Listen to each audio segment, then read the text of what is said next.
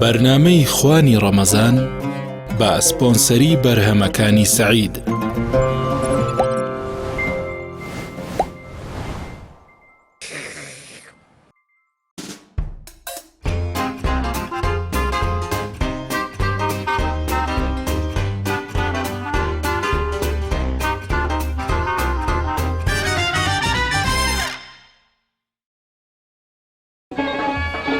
شێخ حسێن ئەزموونی 44 ساڵی هەیە، وەکو خۆی ئەڵێ مناڵ بووم لەگەڵ باوکمە کاری چێژ لێ نانمانەکرد. ئێستا خاوەنی چێشخانەی خۆیەتی. ئەمڕۆ بریانیەکی زۆر خۆشی دروست کردووە. هەمووان باسی ئەکەن. شێفجان پێمان بڵێ چۆن ئاخۆش دروستیەکەی؟ ئەگەر برنجی سەعید بێ خۆشترە.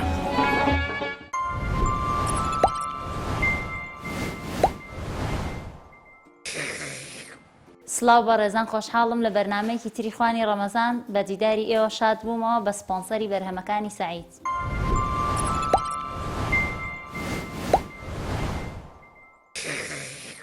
خوانیم ئێوارێشمان پێک هاتووە لە شلەی پاقلەی سەوز و برنج بە سپۆنسەری بەرهەمەکانی سەعید. هیوادارم بەدڵی هەموو لایەک بێت.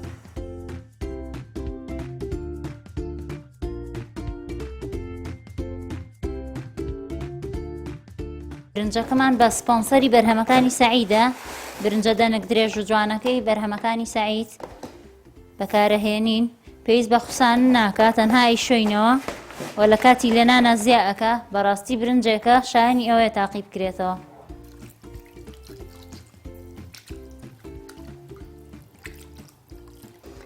ئێساش برنجەکەمان خەریکە ئاوەکە هەڵەچنێ. برنجە دەنک درێژ و جوانەکەی بەرهەمەکانی سەعیدمان بەکارهێنا. بەڕاستی شایانی ئەوەیە دووبارە تاقیکەیتەوە. هیوادارم بەدڵی هەموو لایەک بێ.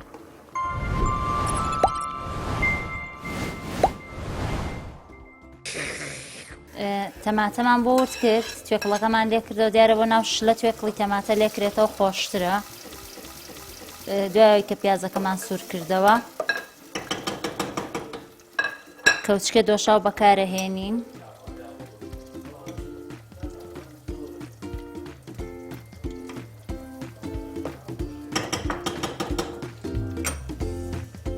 جابێ سوور بێت.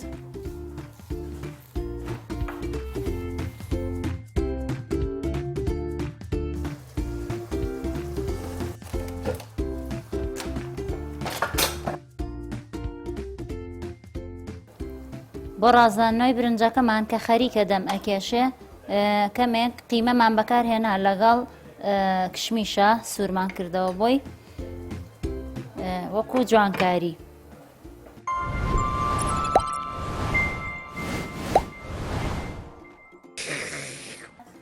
شلەکە و برنجەکەمان ئامادەیە. برنجەکەمان وەکو وتمان قیمەمان تێکرد بۆ ڕازاندنەوەی.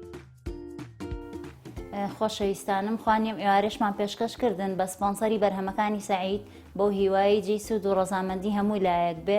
ڕۆژ و تاعاتی هەموو لایەک قبوڵ بێت. تا ئەڵقەی داهاتوو خۆتان لەگەڵ.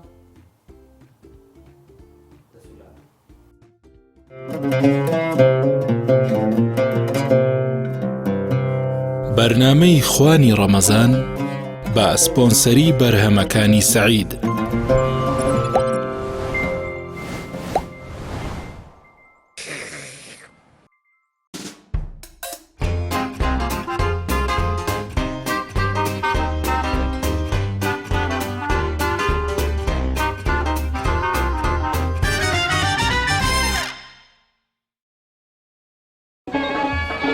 شێخ حسێن ئەزموونی 44 ساڵی هەیە، وەکو خۆی ئەڵێ مناڵ بووم لەگەڵ باوکمە کاری چێژ لێ نانمانەکرد. ئێستا خاوەنی چێشخانەی خۆیەتی. ئەمڕۆ بریانیەکی زۆر خۆشی دروست کردووە. هەمووان باسی ئەکەن. شێفجان پێمان بڵێ چۆن ئاخۆش دروستیەکەی؟ ئەگەر برنجی سەعید بێ خۆشترە.